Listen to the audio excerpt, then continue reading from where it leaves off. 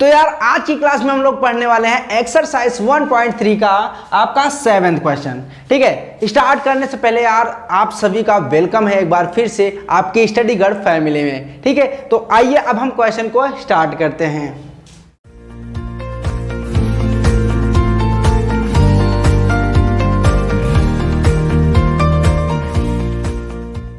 तो पहले हम इसको पढ़ते हैं कि इसमें है क्या, फिर हम सॉल्व करेंगे इसको। ठीक है, देखो कह रहा है कि राइट 3 नंबर्स वो decimal expansions are non terminating.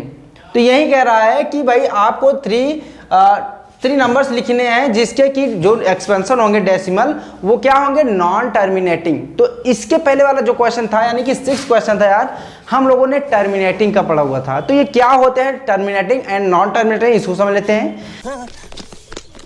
जैसे हम कोई डिवाइड करते हैं तो वहां पर डेसिमल के बाद अगर कोई नंबर क्या होता है कि पूरा इनफाइनाइट तक नहीं जाता है तो वो होता है टर्मिनेटिंग। जैसे यहाँ पर मैं एक नंबर लेता हूँ 2/5। ठीक है, अब 2/5 अगर हम 2 में डिवाइड करें 5 से तो पहली चीज़ तो अभी होगा नहीं, डेसिमल तो बढ़ाना ही पड़ेगा और यही चीज़ करना भी है हमको।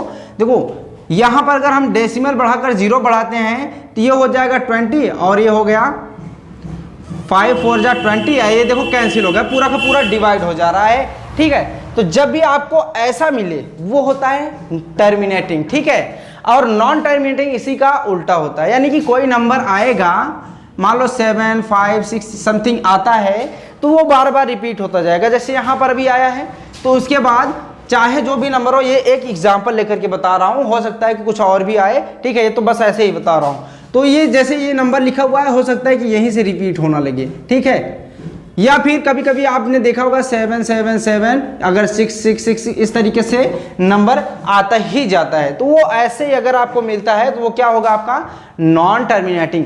अच्छा, और वही कह रहा है कि आप 3 एग्जाम्पल्स बताइए।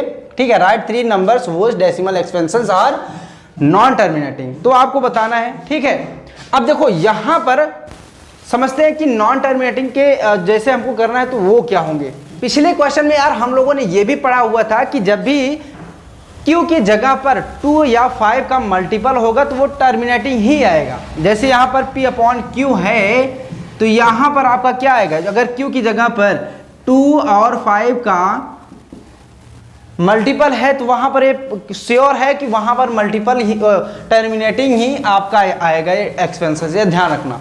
अब इनके अलावा 2 और 5 के अलावा अगर और कोई होता है Q की जगह पर नंबर तो वहां पर नॉन टर्मिनेटिंग आएगा। तो आप कोई भी एग्जांपल ले सकते हैं 2 और 5 के अलावा यहाँ Q की जगह पर ले करके। भगवान ये क्या हो रहा है, मेहरबानी करके मुझे समझाइए मेरी। जैसे आओ देखते हैं, अब हमको 3 यहाँ पर देखना है तो 1 2 मैं करा देता हूँ, बाकी आप खुद से कर लीजिएगा यार। ठीक है, क्योंकि इसमें 3 कहा है तो 1 मैं करा देता हूँ, बाकी 2 आप खुद से कर लीजिएगा। जैसे यहाँ पर एक एग्जाम्पल लेता हूँ 7/3। ठीक है, ये आपको नहीं लिखना है, लिखना आपको एक्सपेंशन है। तो एक्सपेंशन लिखने के लिए आपको ये तो लिखना ही पड़ेगा, है ना। अब देखो यहाँ पर मतलब कि 7 में हमको 3 से डिवाइड करना है तो यहाँ पर करते हैं। देखो 3 का 7 में डिवाइड करेंगे तो 3 2 जा कितना हो जाएगा 6 हो जाएगा, बचेगा 1। ठीक है, अब यहाँ 3 से 1 में तो हम डिवाइड कर नहीं सकते, क्या करेंगे डेसिमल बढ़ाएंगे।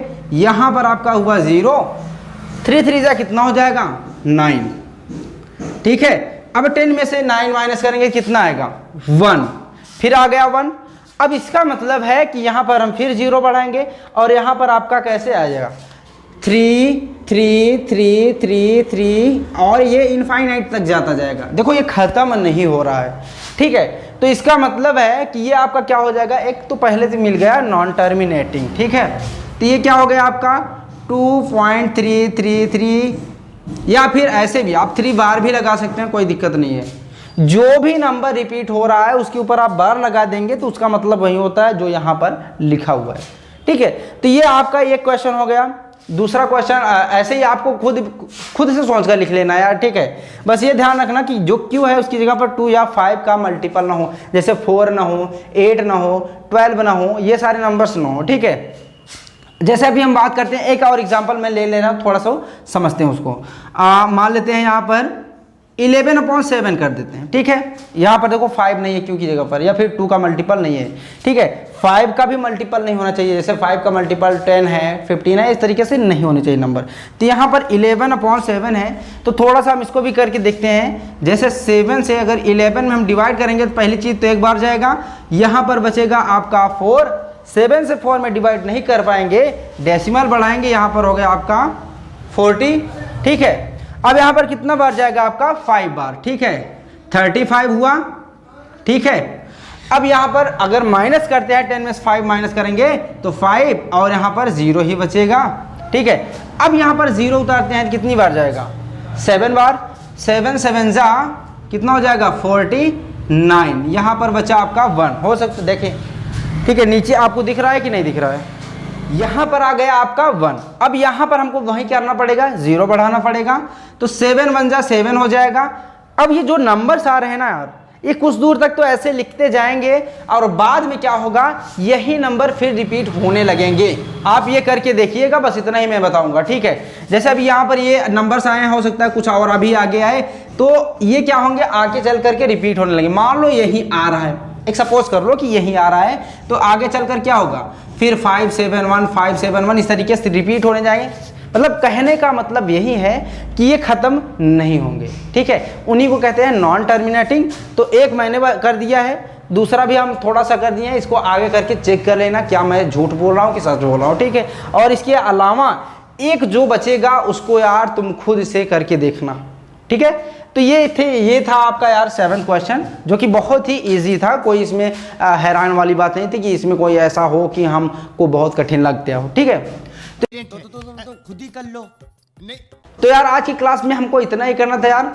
पिछले क्वेश्चन की प्रैक्टिस करते रहना, आगे के क्वेश्चन को भी लगाने की कोशिश करना। नहीं आता है तो कोई बात नहीं, मैं तो बताऊंगा ही, ठीक है। तो आज की क्लास को हम यही पर एंड करते हैं यार, फिर मिलेंगे नेक्स्ट क्लास में नए क्वेश्चन के साथ, ठीक है। तब तक के लिए bye bye and take care.